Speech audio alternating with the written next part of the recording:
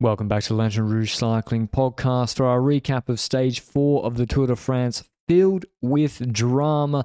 So much to talk about. This is like the Marie Blanc stage all over again. The Tour de France, sometimes ASO, they know what they're doing when they put these sort of stages in the race. And this was from Pinerolo. We cross over the French border. We start with the Sestriere climb, 40 Ks at 4% descent, and then the Col de Montgenèvre, 8.3 Ks at 6%, another short descent, then the long drag up the Galibier, the quote-unquote easy side, 23 Ks, 5% up to 2,600 meters, the Souvenir Henri de Grange.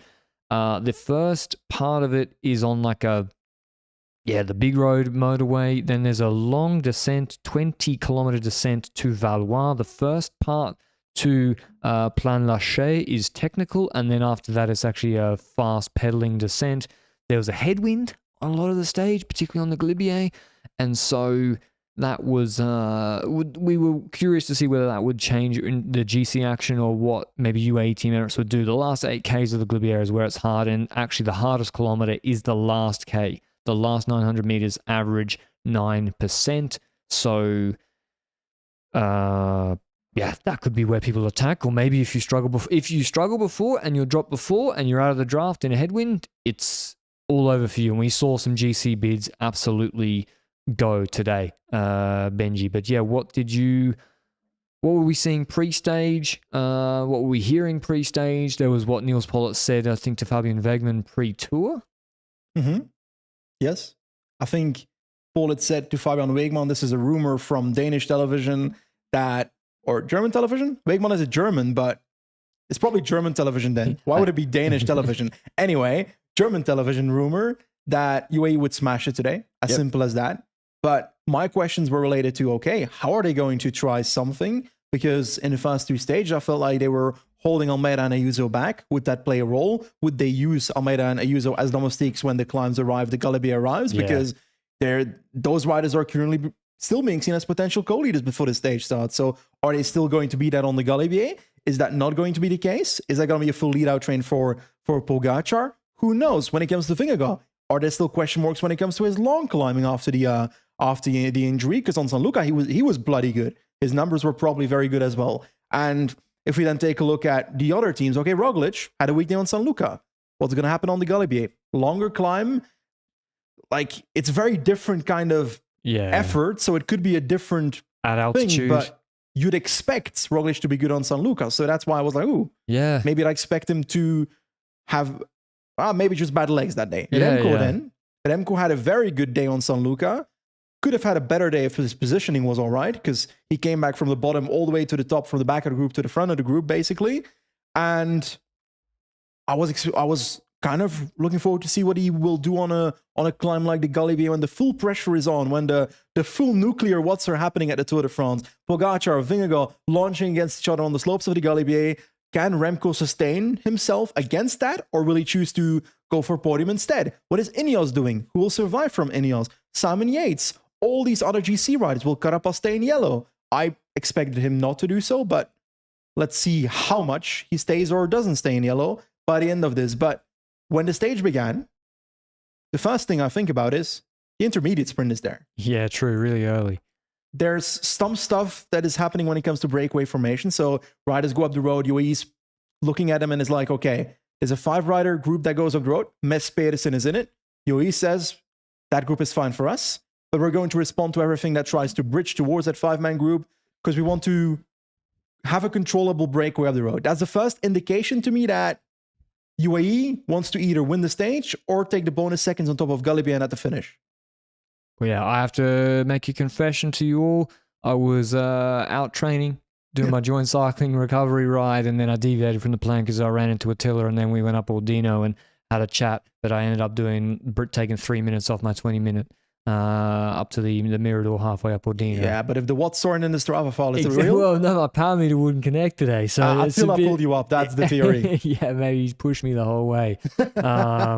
And we also saw later on 3 minutes taken out of a 20-minute record on a climb. Maybe I went a little bit slower. But if you want to check out Join Cycling, which is the best application for your cycling training with customized, tailored training plans, a user-friendly app, and measurable improvements in fitness in a very, very short period of time, as well as, most importantly, adapting to you on a daily, weekly, constant basis, and you'll improve. I'm improving so much. Sometimes I can't believe it, especially today when I was chatting and going much faster as well uphill. But it might just be for you. You just want to get generally fitter over summer. So there's a 30-day free trial for LRCP listeners through the link down below. Thanks to Join Cycling, our show partner, for supporting our Tour de France coverage and us throughout the entire year. Cycling is bigger than the Tour de France, but today was a big day in the Tour. So break form, Benji. I saw on Insta. Is cycling bigger than the Tour de France? That's a discussion for another day, I think. Okay, breakaway formation. Pedersen is in there. Yeah. Who's not happy with that?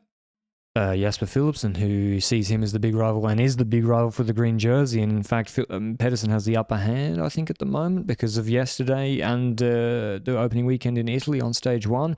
So yeah, Alpecin respond, Benji.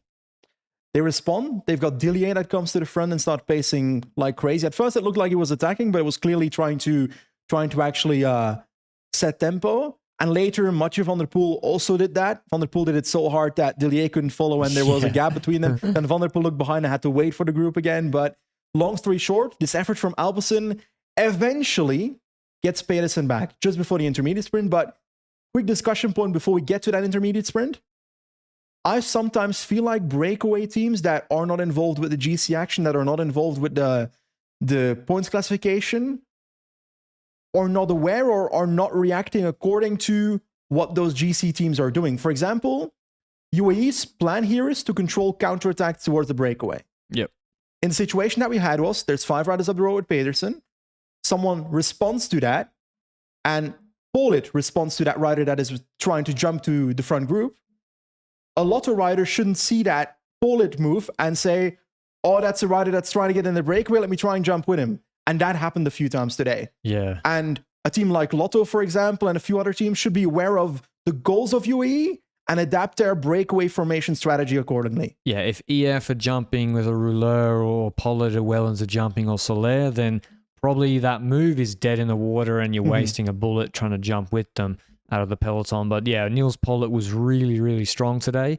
He was fantastic for UAE and really controlled the race. And eventually UAE got the breakaway that, yes, it was big, but I would say this breakaway was non-threatening because, like, who's in this breakaway? Van der Poel. Okay, there's good. Did we do the intermediate sprint? I didn't do the intermediate sprint. Pedersen ends up having a lead out from the peloton because he got caught. A lead out from Little Track for Pedersen for that intermediate sprint. Philipsen in second position behind Mes Pedersen. Pedersen launches the sprint. Philipsen directly gapped. Kokar and Binyam both passed Philipsen. So Philipsen simply didn't have it anymore after that breakaway formation phase, which is, it's not unlogical because it's been full side uphill for the entire time. And Pedersen ends up winning in front of Binyam, Kokar, and then Philipsen. But I still think the Alpecin move of catching the Pedersen group is successful because otherwise Philipsen would have been 6th at the intermediate sprint, 6 positions behind Pedersen. So and loses 2 extra points. Damage control. Yeah. And you could say, oh, well, Philipsen, you know, he's supposed to climb pretty well. But name those guys again. Pedersen, Binyam, Coquard. They're all like, they can get over really hard terrain. So there's no shame in losing to them after such a hard start. We saw Roglic repeated his, what did he do it in the Giro last year, Benji? Was it on the, it was a stage last year where maybe it was not Crans-Montana. I think, was it Bondone? Trecime? I can't remember, where he was like asleep on break formation in the first uphill. There was a split. Formolo went to Ineos and said Roglic is struggling, and then Ineos absolutely drilled it. That seemed to happen again today, that he was just napping and was alongside of a split. And then later that day in the Giro, Kuz arrived to the front with Roglic on the wheel and they just smashed it up that climb. So. Yeah, it might have been Koi. It might have been the Koi stage. Yeah. I think it might have been. And then all day they played possum and were sitting at the back doing nothing, no pacing. And then possum. That word returns every single time, also in the watch along. And then they turned right onto Koi and Kuz came to the front. Everyone's like, oh my God, we thought you were dead. Eventually the break does form though. And as I said, 17 riders, so maybe bigger than UAE wanted. Maybe UAE wanted 7, 8 guys. 17's a bit much, but If I go through the names, Jules Jensen, Armirail, Godou, Gregoire Madouas, good climbers and 3 teammates. That's not good. But then Van der Poel, Williams, Lascano, Garcia Piana, Rodriguez, Housens, Barguil, Luchenko, Johannesson, Bergerdo, Bernard, it says 2 Johannessons. There can only be one. The other one's Anders. It's big, but Benji, like, you need 8 Lascanos swapping off to be threatening. And this, first of all, the breakaway then goes really slow on the climbs to keep the rouleurs in. Yeah. They don't really take any time on Pollitt, and they don't work. The whole break doesn't work too well. And it's really not the break where it's like a raid with Hindley. Like, maybe some people think maybe Bora jumped with Vlasov and Hindley, which is what happened on Marie Blanc, which is kind of like this stage. In the end, it's it's actually not too bad for UAE, I don't think. Yeah, but I also looked at the strategy from the peloton, and yes, that 17-man breakaways up the road. The max gap was up to 3:30 maybe, went quickly down to 2.5 again. Very much in control. Pollitt doing a lot of the work, most of the work for UAE. But then on the climbs, there was one climb where the break was not going faster than Pollitt, which I was like, ooh, if you don't go faster than Pollitt here, where are you going to take the time? But in the descents, we've seen throughout this entire race, Visma has been the best team when it comes to positioning Vingegaard over the top of a climb into the descent. But do you think that hindered UAE's plans, or was that better than having Pollitt at the front end of the descent? I think probably they still go quicker, UAE. Laporte was really putting the brakes on when it wasn't a corner, but he was able to go quick enough through the technical parts that they couldn't come back over. But yeah, Pollitt clearly is not a good descender.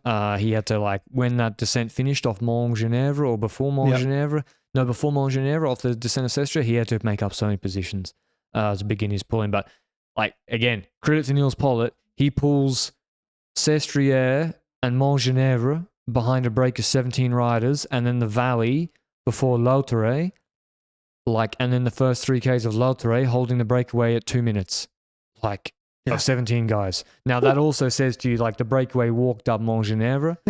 They really, and so, but still, he had a massive, massive performance today. He did the work of 4 guys, so credits to him. Did anything really happen on Montgenèvre or the middle phase, Benji, before we got to Lautere? It was just everyone pacing, really. Just valley, highway pacing. Everyone pacing, everyone pissing, the whole shebang between the Montgenèvre climb and the Lautere start, to be honest. And I don't know, I feel like, wasn't there a split on the descent? Oh, there was actually. There was on the Montgenèvre descent, there was a split, and then UAE saw there was a split and then whacked it with Soler in the valley. Yes, and there was a split, and Simon Yates was one of the ones behind, I think, in the third group. In the second group, was Vingegaard in the first group or the second one? He was in first group. Carapaz was in the second one, that's for sure. Yeah. I don't know who else was in the second one, to be honest, but there were some splits there. They were quickly undone, but what was most notable for me was the last spot of the Montgenèvre descent, which was a straight line, so you'd say not technical, but 110k an hour. And there's people all along the road because we're going through a village. Yeah, and I know. That's terrifying. And it's because the people are there, which is, it's not their fault that they're there. They're watching a spectacle here, but then again, maybe not the best spot to go watch cycling, a spot where they go 110k per hour and they fly past. But I think it's in Briançon somewhere. It's like, if you're riding there, you're please don't step into the road. Please don't have a dog avalanche, stuff like that. Eh? Yeah, and it's into a right-hand corner as they go towards the Galibier or the Lautere. So thankfully nothing happened. And thankfully, actually, we have a descent finish. I can already tell you up front, at least in the first 15 GC guys, there were no crashes, thankfully, even though there was snow melt on some of the early corners. And, there were big risks eventually taken in this stage. But it was actually very controlled before then. UAE were in control. Poggy was sitting deep in the group because, as I said, we're doing 3% climbs. It's a headwind, and draft matters. Felix Gull and Decathlon sat very far forward. And then we get to the Lautere, and this is where the climb the stage is really going to start, and we're going to see what UAE are going to do. So the Lautere is 9Ks 5% on a big road with mostly headwind and even cross headwind. Mm-hmm. So no one's going to drop there. No one's going to drop there normally. Yeah. They're serious people. And then the last 8Ks, 9Ks this climb, 6.5%, and going to 2,600 meters. And you turn right onto the Galibier, gets a bit narrower, and then there's more crosswind, and there's some tailwind sections. But basically, Benji, the break, it was incredibly dysfunctional. Lascano, Godou, was the break ever making it over the Galibier today? No, never, never with how strong Pollitt was or UAE. But still, I was surprised that with a 1 minute advantage or a 1:30 advantage, they decided not to work together, Jules Jensen, Godou, and Lascano. Especially with the headwind. Yeah, like with the headwind attacking each other was not the wisest. But Because, like, if you don't know, the Lotare is an area where there's often a lot of headwind on this climb, but it's also kind of towards the end of the Lotare segment once we start hitting the actual Col du Galibier, because the Lotare is the first spot of the Galibier climb. Once we start hitting the backside of that, we have more the more twisty side. So we go left, we go right. So we've got a bit of tailwind, a bit of headwind, a bit of tailwind, a bit of headwind. But the first spot is headwind. So to see those attacks happening there, like the break was doomed anyway. But also, what I'm also thinking is, yes, combativity is on the line, but in reality, no way. You're wasting your energy on this stage when you're not going to win the stage. Peloton's definitely winning the stage at this point. So is there really value there to still go all out? Why don't you save your energy for a future stay that might be breakaway again? I agree. I was like, combativity is beneath riders like Godou and Lascano, one would think. So yeah. I also... But hey, Tour de France podium, Lascano, first time maybe? It's something, eh? I think they were just being silly. And anyway, UAE begin to pace on the Lotare. Pollitt pulls off after the false flat uphill. When it goes to 4-5%, Velen starts to pull, and he really puts it in a line, and we're looking at riders to see who's struggling or who's not. Then it was Soler. Then we see Soler does all the way to the base of the Galibier where they turn right. They turn right. I think Ineos or Decathlon, I can't remember, enter in first position, and then Sivakov moves to the front. Sivakov starts to really pull. Yates drops. Simon Felipe, that is. Pidcock, Carapaz. So we would have called them top 10 contenders.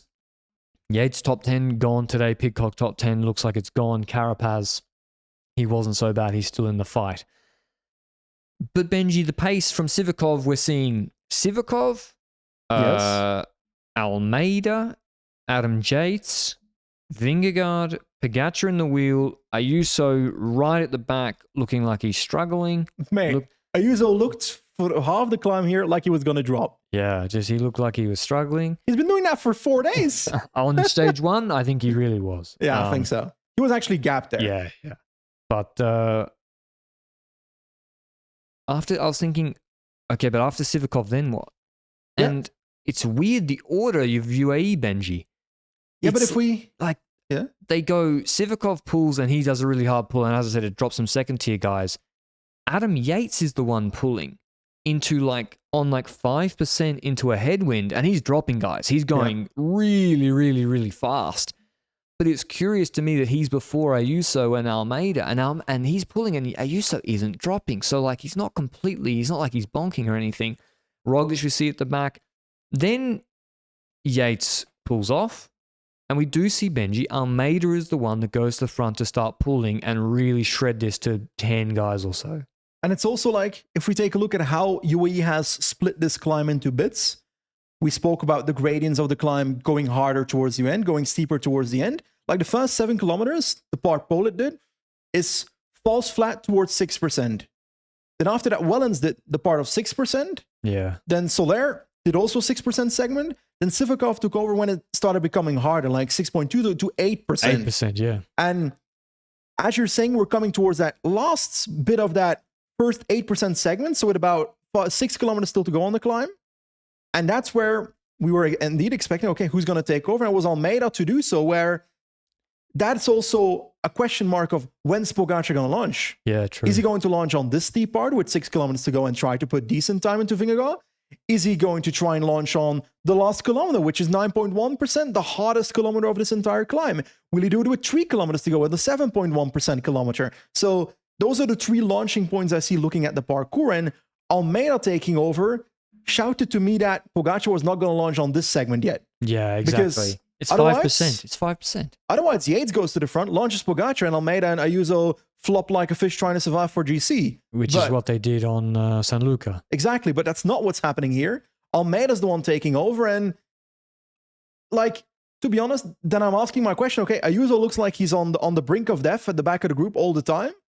Is that where he rides at this point? Yes. I think we can conclude that after today. Yeah. But also, I was kind of surprised that Almeida would be the one instead of Ayuso to do that role. But then again, from a rider perspective, I would expect Almeida to choose to fold into a domestique role earlier than Ayuso would, from like based on history. In my personal opinion, Both have podium to Grand Tour. but Ayuso has been a little bit more selfish in races. Off the bike, they're both excellent people, really nice people in person. But in a race, I feel like Ayuso a little bit more selfish. It was very, very clear that Almeida was not happy to be the only one pulling. Yeah. And so it comes to a moment, Roglic was looking like he was about to be detached and Yes. full drop. And thankfully for him, Almeida stops. By the way, you see the difference with Yates? Yates pulls, shreds it, and like full drops himself. Like he pulls to exhaustion. Yeah. Almeida stops pulling, looks around, sees Ayuso still in the group, and like waves furiously for him to come to the front. And eventually he does come to the front and starts pulling really, really hard. I think that happened in two segments. First of all, Oh, you yeah, it had was with Yates waiting for him initially. Yeah. Yeah, Yates waiting initially with Almeida on the radio saying "come to the front" or Yeah, something, and then we saw them slowing down a little. Yeah, that's right. That's when Roglic was... Yates must have really driven it. I think so as well. And then Ayuso came to the front, but I gotta be honest, this was the biggest slow motion come to the front I've ever seen. Looks like he was on the brink of death trying to get that pedal in to get to the front of the group. It was lovely to see. Eventually he gets there, he starts spacing, but then he wants Almeida to relay. Then Almeida wants Ayuso to relay. Yeah. And we get that circulation. Eventually, Ayuso moves back to the group after a longer pull. Almeida takes over again, and that's where we get that phase that you have where Ayuso's still at the back, Yates is off the back, and we see Almeida saying, "Get your ass on the front, Ayuso. I'm willing to risk my GC spot only if you're going to do the same. We're on the same line here in this race." And, well, Ayuso ends up coming to the front again. He does, and he pulls the whole way, and he looks much, much better in the last 2-3 Ks of this climb. And they're pulling. Nothing's happening. Roglic is actually sticking in there really well. Lander's sticking in. He looks Remco looks really fresh and good. Remco's, we should say, was in there. Carlos Rodriguez having a much better day. Of course, the stage suits him much more, but it's a reduced group. And yeah, you're thinking, when is Vingegaard is basically sitting third wheel with Pogačar in his wheel, letting the two relay and change in front of him. We're now entering the last 2 kilometers of this climb, and the last kilometer is the hardest, 9.1%. So at this point, it's the only launching point they still have left for Pogačar, because they skipped the other two at this point. So that's the only point where you have to attack. And after all, we've seen this entire stage. There's no reason for Pogačar not to attack in this stage. 100% something was coming.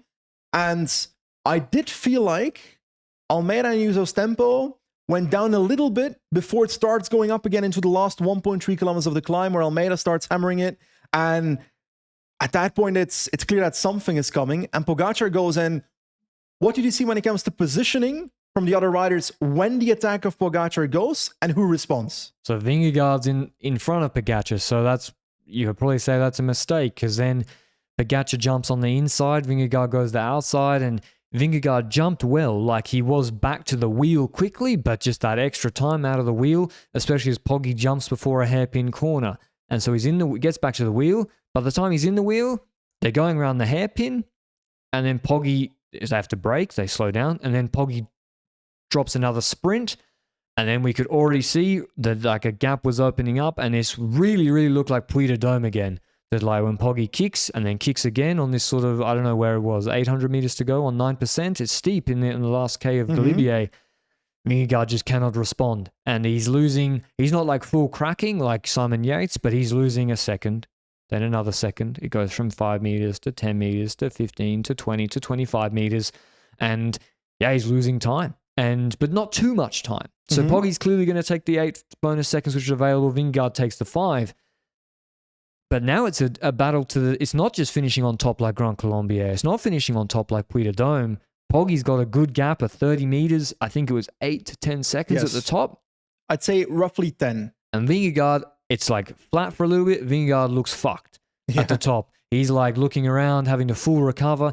And now there's a descent, and we're like, they are going to be risking everything now. Exactly. But before we dive into the technical part of the descent and the not so technical part of the descent, let's look at how UAE planned the stage until now when it comes to the climb. Because I think they did pretty perfectly when it comes to brake formation, when it comes to Pollitt's work, when it comes to Soler, Sivakov, etc. The only kink in the cable is the Ayuso Almeida fight, because them bickering, in my opinion, it's mostly Ayuso's fault, because Almeida folded into a domestique roll earlier. Almeida did his job, yeah. That does lower the tempo to the point that Roglic could stay on, but it also limits the pressure that is being put on Vingegaard at this moment, because otherwise it's a steady pressure, and now it's a pressure that is steady, then goes down a little, then goes up a little, then goes down a little. The moment they had to wait on Ayuso, for example, with Adam Yates at the front, goes down a little, the pressure. So there's like ups and downs in the pressure that is being put on Vingegaard. I think if the team was in line, that they were doing a lead out for Pogacar with a certain order in the train, and they were all willing to offer everything up to get Pogacar launched, it would have been way more than 10 seconds, in my opinion, at the top, because Vingegaard looks fucked at the top. Yeah, if you think of Col Touré, it was 20 seconds and it was going to 30 and 40 quickly on that climb. And not just that, Benji, now we move to the descent. If they do that, Roglic is full gone. Yep. Rodriguez is probably gone. And then Vingegaard, he has to fight the whole descent his own and maybe loses even more time.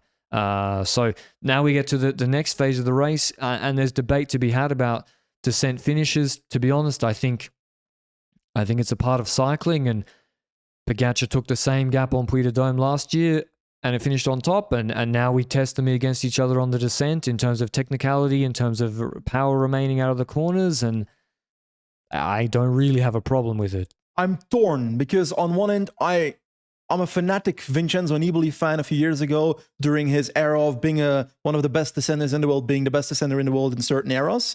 And I love seeing the technical descending versus a straight descending, who's better on that, who's worse on that. But I also feel that other side of maybe the riders don't see it that way. And I think I'd rather hear a rider speak about whether they think this is viable or obviously the ones that are not fighting for the victory or are worse descenders are going to be on the side of, okay, we don't want this descent at the end of the stage, but it's still their lives on the line, you know. It's when it comes to descending, I don't know what to say. I'm just torn, because as a viewer, it's entertaining for me, and especially because there were differences between the technical part of this descent and the straight part, because the first part of this descent of the Galibier is the technical part with twists and turns, sharper corners, snow melt. Exactly. Water in the corner, so you got to watch out that you don't slip out. So that's where we saw one of the two riders versus Pogacar versus Vingegaard. One of those two riders was better on the technical descent. Who was that? It was Vingegaard, and he just had the big high-speed crash in Basque Country, and he's now being tested for his GC position on a 20-kilometer descent, including being technical. And he was really good on the technical part, at least if we can trust the time gaps. Yep. Pogacar was going full bore. And Pogacar clearly like way fresher, kicking out of the corners, way more powerful out of the corners. But Pogacar was losing almost a second in every corner, because he missed his line a couple of times. There was I think a right left where you almost lost a second and a half right there. But and so Vingegaard, well, is he going to come back? It goes down from 11 seconds to 9 to 8 to 7 seconds. But then the technical part stops, and then it opens up. It's 70 kilometers an hour. There's 60 kilometers an hour parts where they're pedaling at 60 kilometers an hour, and it all goes the other direction against Vingegaard, who's got the weight disadvantage and the power disadvantage. We saw this on Marie Blanc. When you drop the other guy, and then you need to push full, the guy who did the dropping is going to take more time when it comes time to pedal, and that's what happened. That's very true, but there was also another effect coming in, because those weren't the only two riders on the road. There was also a group behind, and that group had included, first of all, Remco was the first rider over the top from all the other podium competitors, put them on a solid gap. Remco was only on like 15 seconds behind Pogacar. He was like 5 seconds behind Vingegaard at the top of the Galibier. Yeah, that's a very strong performance. That shows that his long climbing is on point. We'll see whether that sustains over 3 weeks. But that shows him as the prime competitor for the third podium spot at the moment in the Grand Tour. Yes. When it comes to the others, Almeida, Ayuso, and so forth, they were still in that group. They were in a group together behind him. I think it was still a solid 10, 15 seconds behind Remco at the top. Quite a big gap. And that was a gap, and Rodriguez was pacing that group with Roglic hanging on and also coming over the top onto the flatter section just before the descent. So we'll go through the groups. Pogacar, 10 seconds at the top, let's say. Yeah. By another 5 to Remco, maybe 20 to Rodriguez. pacing Almeida, Ayuso, and Roglic, Yes. which is a big, and Landa also then maybe a bit behind. We Yes, don't know exactly bit how behind. far. But he's a good descender, so... Yeah, he's a nuclear descender, yeah. And then we look at who's better descending, and we see that Remco's losing time. Yeah. So Remco is not the best descender of these 10 riders that we just mentioned, 7 riders, whatever. He was losing time to that group of Rodriguez and so forth. Rodriguez, great descender. We saw it on Col de la Loze last year. He's flying on this descent. Ayuso is a daredevil, but couldn't hold on to Carlos Rodriguez here. No. And Same with Roglic. Roglic is fast, and Roglic is like one of the most aero riders in the peloton as well. Almeida, He got dropped. Yeah, in the past he had trouble with his ascending, serious problems with his ascending. And there's descending and there's descending, right? Like this is like full gas. Yeah. Taking every risk for every second with a technical part. Like this is not like a peloton coming down a descent and you're able to hold the wheel. This is really testing your skills. Yep. And obviously those indications of strength when it comes to descending between those riders creates a whole dynamic, because obviously on the technical descent, Vingegaard was gaining time on Pogacar, but afterwards, like we already mentioned, Pogacar was exploding the time out. It was from 10 to 20 seconds to more than 20 seconds, and Vingegaard was actually dropping back towards Carlos Rodriguez, who had passed Remco Evenepoel, who Remco was then having trouble following Rodriguez, Ayuso, he just hang on. And Ayuso and Roglic being on a gap of Rodriguez. So Rodriguez, super impressive descent by the man. Then I think Landa had caught up with Almeida behind that. Yeah. So that's the situation on the road, is in this descent. And then we're thinking, all these boys, Carlos and so forth, are going to catch up with Vingegaard on the road. And yeah, it looked that way, because then it becomes really a pedaling descent. And if you don't know, like when you have 3, and it's a headwind as well. Yeah. So when you have 3 and you can like hit the wind, roll through and off, even on a descent, they're still pedaling. I mean, not even pedaling versus one guy, it makes a huge difference. And Vingegaard, he kind of got saved. Well, I think if Vingegaard actually waits for Remco at the top, he loses less time today. Yeah. And brings Remco, if he could, but maybe I think Remco probably gets dropped by Vingegaard on the descent, actually, because he was getting gapped by the other guys. But anyway, they catch up to Vingegaard when the gap was 34 seconds. Poggi had taken it on the non-technical part from, let's say, 8 seconds, 7 seconds. He'd taken best part of half a minute then on the next 10Ks or so. And Vingegaard, I don't know, around 5Ks to go, gets caught by Roglic, Remco, and Rodriguez. And then we're thinking, will they pull through? Who's going to pay for bonies? Of course, Ayuso won't pull, and he'll go for the sprint. They all pull through, which I expected, to be honest, because that's why not? There's a guy ahead. And the bonus seconds is where it gets interesting, because like you said already, Pogacar took 8 seconds at the top of the Galibier, 5 seconds for Vingegaard. Remco got 3 seconds. 2 seconds. So there's a 3-second delta between Vingegaard and Pogacar. Pogacar taking those 3 seconds at the top of Galibier. But at the finish, it's 10-6-4 for the first 3 riders. So Pogacar will win. But because those others came back to Vingegaard... Yeah, he'd lose the bony time. He was the best sprinter in his group of 1, but he ain't the best sprinter in his group of 4 riders now. Remco's the fastest sprinter. Ayuso's the fastest sprinter.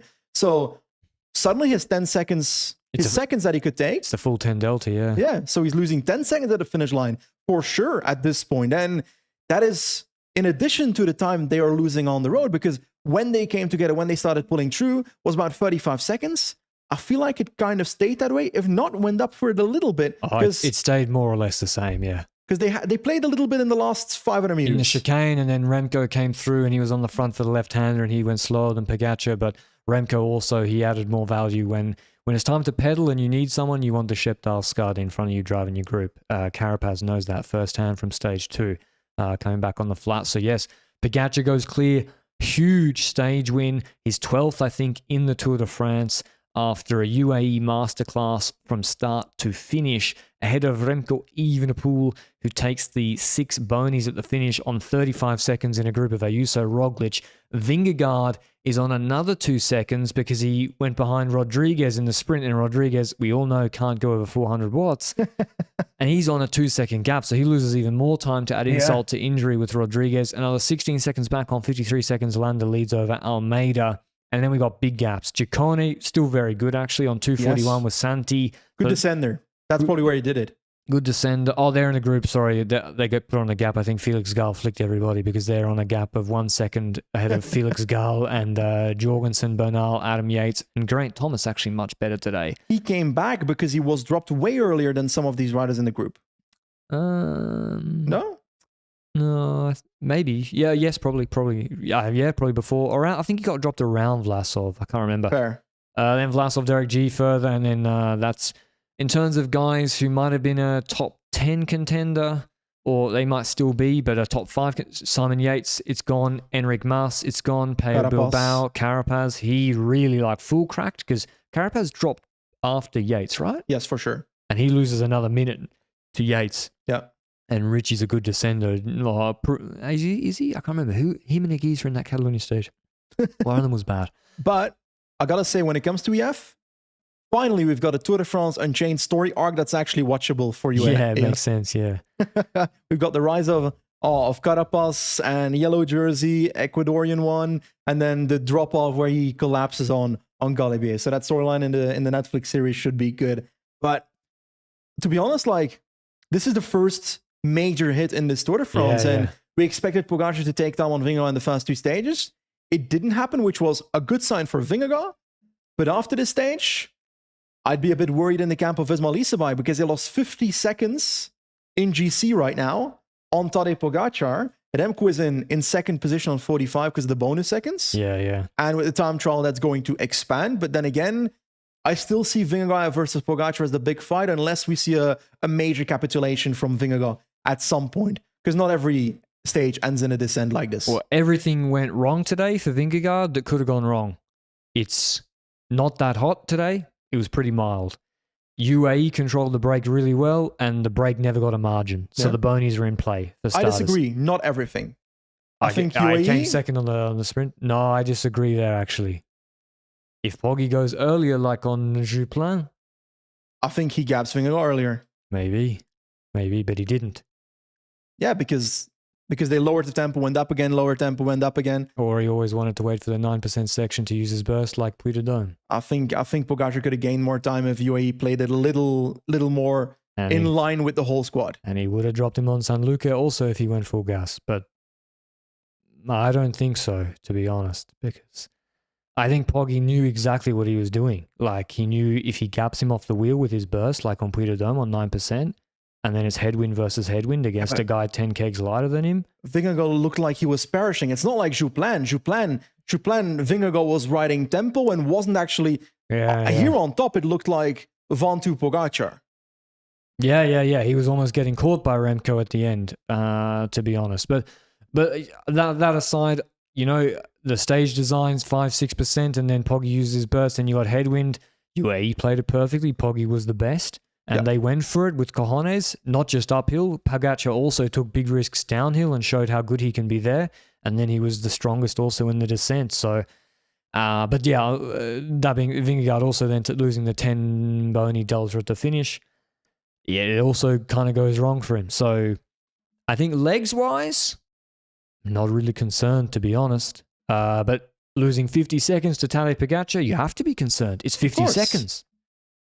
Especially because on the time trial, on paper, 30 the again. next time trial, Pogacar should take more time. The last time trial, I'm not sure about. Last TT, who knows? But a week 1 TT after a couple of sprint stages, Poggy should be taking 30. 2 questions. My first question is, my first topic at least, UAE played it like this today, where not everyone was in line of okay, this is when this guy pulls, then this guy pulls, then this guy pulls. Almeida and Ayuso were kind of fighting over it. Yeah. But do you think they will change that now that they know Pogacar can hit Vingegaard and they can take seconds on him and the Tour de France victory is on the line? Or do you think they will see, okay, it actually worked while Ayuso and Almeida as kind of still thinking about their podium plays in the meanwhile? I think they'll keep trying to play it like this because, we don't really have... When's the next answer for that? Stage 11? Yes. The Neuron? So... Pimari's a Pogacar stage, to be honest. Because, at the end of the day, Vingegaard's still way better than Almeida and Ayuso at the moment. Yeah. So, you've got Landa there, you've got Remco's willing to cooperate. Remco and Roglic are also trying to win the Tour. They are not in podium hunting mode yet, even Carlos. So like Remco, and I got to say Remco today really impressed me. Like from his Dauphiné shape to being clearly the third best uphill is an incredible performance from him. And it's also the perfect balance for me. He's not, he is riding for the victory, but he's also riding with the victory with a limit. Yeah, and if got a TT Pogacar coming. goes, if Vingegaard goes, he tries to follow, but once he realizes, okay, there's no way I can follow that, he sets his own tempo, a tempo he can manage. While I always take the same example, O'Connor would be the one that usually jumps straight to the wheel of Poggy and then cracks. explodes. Yeah. No, Remco really, really good. He's riding, and Landa was unbelievably good again. Like Landa, we got to say it again. What a pickup in the off season. Like together with Jorgensen, probably the best transfer of the off season. Are there other ones I'm forgetting? Well, but on that point, that's more concerning. Benji, this is where Sepp Kuss is he's with Landa today. You think normally, and he wasn't there. He's not here, and so Jorgensen dropped early. So that's Visma. When you look at the stage finishes, a UAE is 1st, 3rd, 8th, and 14th. Yeah, and Visma have one in the top 10. This is the weakest Visma Lisa bike team in terms of mountains I've seen in the last 2 years at the Tour de France. And yes, that is logical when Sepp Kuss is not here on full form. But Keldergoat wasn't good today. Van Aert dropped early. You need more. You need more if you want. He was super isolated very early. Yeah. And in the end, you thought, okay, but UAE can roll him now. But they actually didn't do that. They paced. So they still went in for Pogacar. Which I think is the good choice, to be honest. I think it was the correct thing because, if Ayuso attacked, then... Does Vingegaard care? Not really, because Landa's in the group. And so you can say, okay, but why would Quickstep pace when Vingegaard's above Remco in the hierarchy in a group?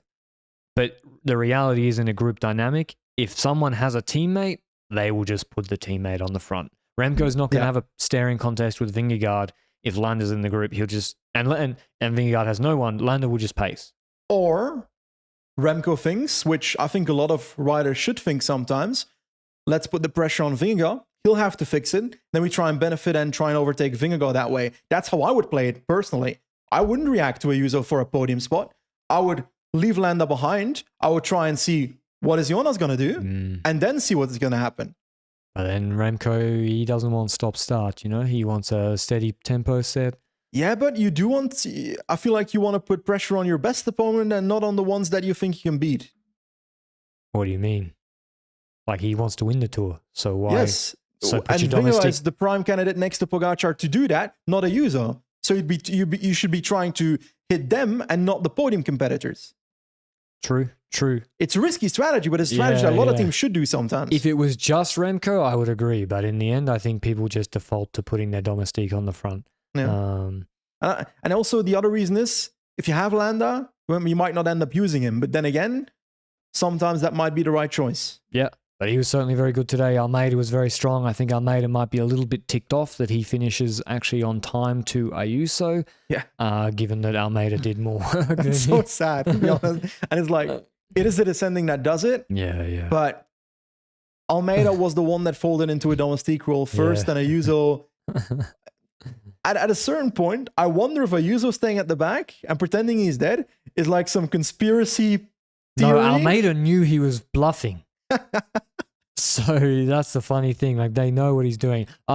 Just do the revised GC. Pogacar's leading GC by 45 seconds ahead of Remco.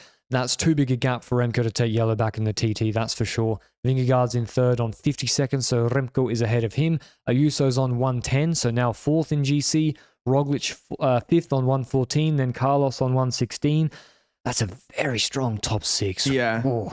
Then Landa 132, Almeida moves straight up to 132, Ciccone 320, Bernal 321 with Jorgensen, Adam Yates. I feel pretty bad for Adam Yates actually, because like he could be he should be where Ayuso is, but he's bit off on Micah in this race. Yeah, he's just having to do Micah's role, but Ayuso is not better than Yates. But I do gain respect for Adam Yates for throwing his GC kind of more away than anyone else to really do that work. Like when Ayuso signed, it wasn't to be a donkey, and when Yates signed, and when Yates signed, it was to be when it came down to it, to do that work. And credit to him. it's a contractual thing. And with Almeida, it's also the same thing when it comes to Ayuso. He does fold into that domestique role earlier than Ayuso. I do wonder, like, I find it, the weirdest part for me is that Almeida has to be one. Obviously, Almeida is the one that feels betrayed, is a weird way of saying it, but betrayed that he's technically on the same line as Ayuso when it comes to the role. Yeah, the hierarchy, yeah. But he's the one that has to do it while Ayuso can just sit at the back. Well, Ayuso had to be forced to, he had to be like forced to do it. He wasn't coming to do it of his own accord. In my opinion, that shouldn't be Almeida's role to put Ayuso in that job. That should be the team car, which I don't know whether they still have any reception at all at this point on the mountain. Oh, I think they discussed before the stage what the plan is as well. So. Yeah, but it looked like there wasn't very clear instructions there for a second. And like, obviously in the end, I think there were clear instructions and someone was sitting at the back. But do you not expect Pogacar to be the guy that then says, get your ass to the front? That's what I thought. Yeah, you'd think Pocky be on the radio saying, let's drill it, but maybe he was just happy with the Almeida. I think the Almeida tempo was good, so he was like, whatever, Yeah, but I still believe it could have been more of a gap, even though it doesn't even matter for today because they gained a lot of time today, maybe they learned from today and maybe next time they'll deliver it perfectly and then it's like a 1.5 minute hit on Jonas. And we won't have an answer for a long time. Unfortunately, we kind of go into some different stages coming up until stage 11 and 14 and 15 in the second week. So for the rest of the first week, we don't have any big mountains or even a mountaintop finish a la La Planche de Belleville in 2022. But before we do tomorrow's stage, Benji, is the Tour over? Vingegaard coming back from an injury, gets put on 50 seconds today, gets dropped. What do you think? It's too early to say the Tour de France is over. It is a major blow towards Vingegaard, in my opinion, that on a climb like this that he's getting gapped. It's not really by much, but I think it could have been much more. And then the descent extends that. That's for sure. But for me, it's not the 10 seconds that does it or the 50 seconds at the end. It's the way Vingegaard looked in the last 100 meters of the climb. That's like, ooh, that looks a lot like Van to Pogacar in 2021. Yeah. And that's disturbing to me. But then again, if Vingegaard comes back from injury, is he going to grow into the race? Who knows? Pogacar, the Giro, is he going to drop off throughout the race? So it's kind of that trajectory of the riders we need to follow, whether Vingegaard, is he actually going to build up? And Pogacar, is he actually going to go down? Because if that happens, they might end up being at the same level by the end of week 2, and maybe in week 3, it twists around. So it's really intriguing. I gotta say, 50 seconds in GC is actually, to be honest, kind of maybe a little bit more than what I expected Pogacar to have on a Vingegaard. Yeah. But I expected that time to come from stage 1 and 2 and not start from stage 4. If you're modeling it, which, who knows who does that sort of thing, but if you're modeling it and you count up the bonus seconds from stage 1 and 2, maybe you say there's a gap on San Luca and then you take the gap from the TT, then you probably would say that 30 seconds I would have been at. With a TT. Without the TT. Yeah, I mean, with the TT, then you would probably say at the end of week 1, Poggy being a minute ahead of Vingegaard. That was my expectation in the preview. Yeah, and now it might be 120, 130. Yeah, I expected 130 by the end of week 2. Okay. But there's not too much to work with in week 2. There's stage 11, of course, which is quite notable. So could be hot, yeah. It could be a minute 30 or something by the end of week 2. And then the question is, can Vingegaard bring that back on the multi-mountain stage that arrive on week 3 and the time trial at the end? Because last year, one time trial was 2 minutes for Vingegaard. Yeah. So it's never over. No, but right now it's definitely leaning in the area of Pogacar, especially in my opinion, because Yui did a major blow, but still, it was only 95% perfect to me. And Visma weren't there, The team, it's like, what if UAE get it right again? And another 20 seconds plus bonies, another 20 seconds plus bonies, 30s in the TT, then you're looking at 230. And it's also, like, you got to crack someone pretty good to take 230. And do they have the team to crack him?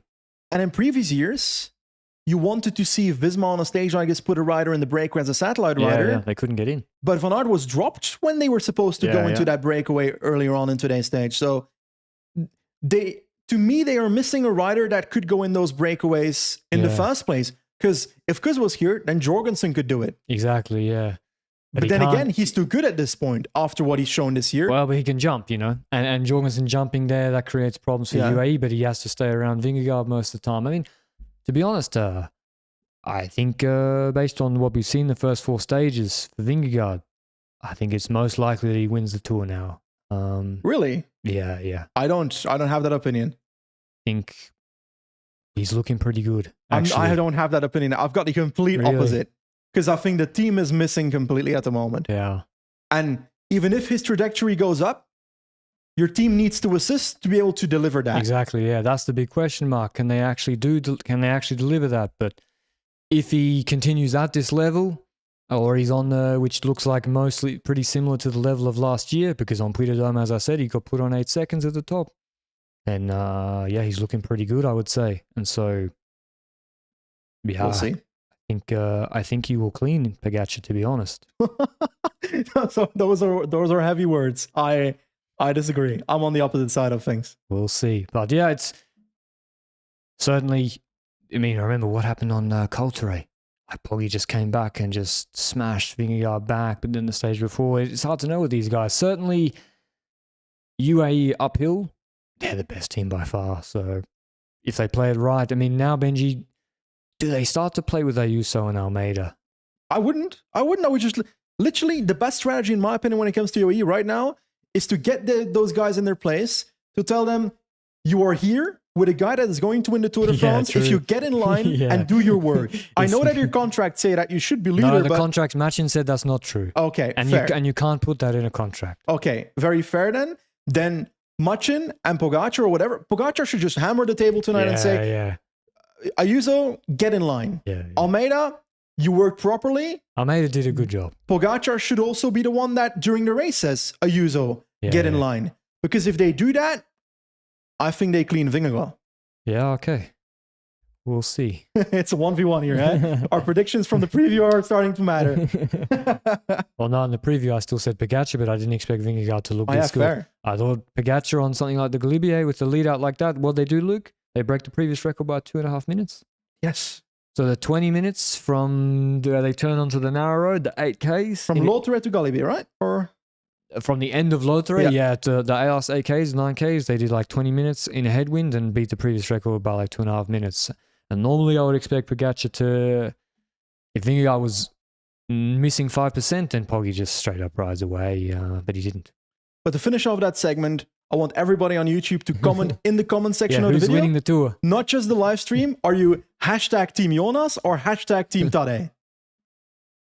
We'll see. I think most people will say that Pogačar will win, and to be honest, he has 50 seconds and You he can't fucking blame them, dude. and he cooked Vingegaard today, so You got a minute 20 of so the not exactly a controversial opinion. Stage 5 tomorrow. We go away from the mountains Saint-Jean de Maurienne to Saint-Vulbas, 178 Ks. It's a sprint stage. There's 2 shallow climbs. The last one's, can I count, 35 Ks from the finish. It's a bit hilly, but it's a sprint stage, especially after Carapaz. He wasn't denied on stage 3. He actually came 14th in the sprint. Cavendish, Philipsen, and others were denied on stage 3. We are 100% going to go see a sprint. I mean, will we even see a breakaway form? There's only 2 category 4 climbs, so Abrahamsen, who's in KOM? I don't know, man. Abrahamsen's still in KOM apparently, so maybe he goes in the break, but it's a measly How? 2. Yeah, I don't know how. You were right about the no double points on Galibier. Because Pogačar took the points on the climb together with the GC Pogačar riders. just took and the flat 20 on Galibier. Madouas took them on the second cat climbs, but that's only, I don't know. He got beaten by Stephen Williams a lot, though. Yeah, so anyway, it could be a no breaks type day. There's an intermediate sprint after a couple of hills. Those hills aren't serious. It's a sprint. I'm going to go with Mark Cavendish. I don't know how technical it is. Gachignard and Verchet are going to do it. They didn't do it last time. They think they're above it, Benji. They think they're above it. They will jump on the Côte. Maybe some guys jump on the Côte de Louis, which is 3Ks, 5%. As I said, 35Ks from the finish. I think someone jumps there and tries to get combativity. But yeah, there might not even be an early break again. Gachignard and Verchet are going in the break. We're going to show off total energy for a total of 150 kilometers. And then they're going to get caught. Probably no. They're going to get caught earlier. 30K from the line on the Côte Louise, like you said. Anyway, in the final, Van der Poel actually looked on point today. Yeah, yeah, good His shape. level was good. Philipsen struggled at the intermediate sprint, but that's also... Yeah, but this is a sprint. Yeah, on paper, this should be You're saying a Binny sprint. It's not that hard. Like, Trek would have... but yesterday wasn't either on paper. But the crash made that. Yeah, that's what I mean. There's a sprint of 20 guys helped him a lot. So yeah, I'll go with Cav. I think his lead out is actually really good. I'll go Philipsen. Because Ballerini being up there in the sprint yesterday also kind of impressed me. So Ballerini bowled Mercu, I think is actually a good lead out. By the way, Philipsen and Cav. Okay.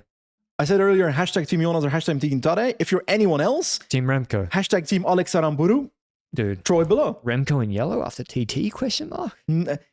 That was the question we had. Or the if it was 20 seconds, it's possible, but 45 is too much. That is too much in my opinion, Yeah, 45 seconds. I think Pogacar stays in yellow. I think Remco take... Anyway, that's a preview that comes later. We shouldn't be giving you away the previews of the next couple of podcasts. Yeah, Philipsen's my sprinter for stage 5, and he's going to absolutely destroy by half a meter. That's not really destroy. I mean, it's half a bike. No. Half a bike length? You got me. So yeah, Fuck off. it's a decent It's gap. not nice. And there's another sprint the next day. So we're all chilling Wednesday and Thursday. I mean, this is some siesta time for you all after the excitement today. Then we got a TT on Friday, if I can count, before the weekend, which again is a gravel stage and a sort of a hilly, binny Pedersen stage. So some sprints to TT on Friday, but tomorrow we'll be resting. That's all we've got today. Thanks to Join Cycling as always. Thanks for being with us. We really enjoyed watching the stage with the watch along today, and now the recap, and we'll see you with the recap tomorrow. Ciao.